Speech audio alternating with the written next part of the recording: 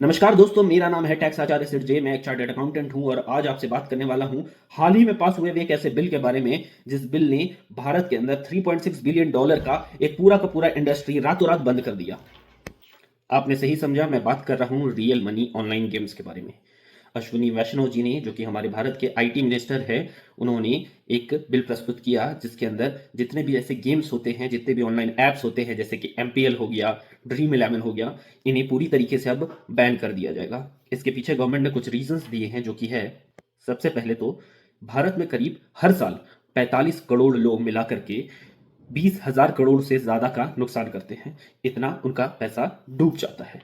दूसरा रीजन दिया कि इन प्लेटफॉर्म की वजह से कई लोगों को लत लग जाती है, एडिक्शन हो जाता है। वो लोग लोन लेकर के भी इसमें पैसे डालते हैं और कई बार इन ऐप्स की वजह से, डेब्ट ट्रैप में आने की वजह से लोगों को सुसाइड तक करना पड़ता है।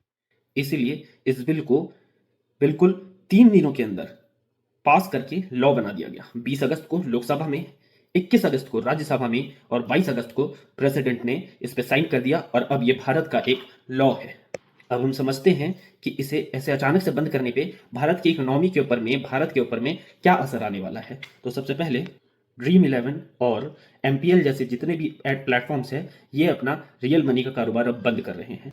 नज़ारा जैसे जो प्लेटफॉर्म्स हैं, उनका स्टॉक मार्केट प्राइस 11% से नीचे गिर चुका है।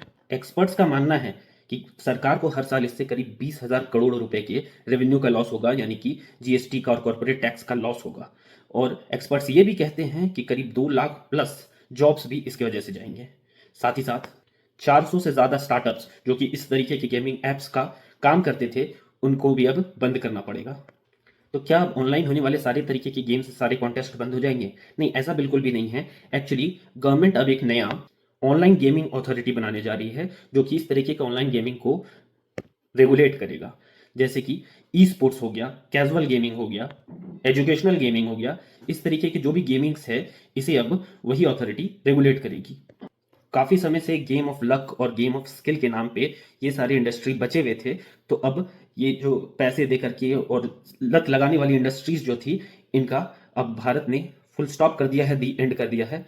तो मैं आशा करता हूं कि आपको ये जानकारी अच्छी लगी होगी। अगर आपको ये जानकारी अच्छी लगी है तो इस वीडियो को आप लाइक करें, इस चैनल को आप सब्सक्राइब करें, क्योंकि इसी तरीके की फाइनेंस से रिलेटेड, टैक्स से रिलेटेड जानकारी मैं आपके लिए हर रोज लाते रहता हूं।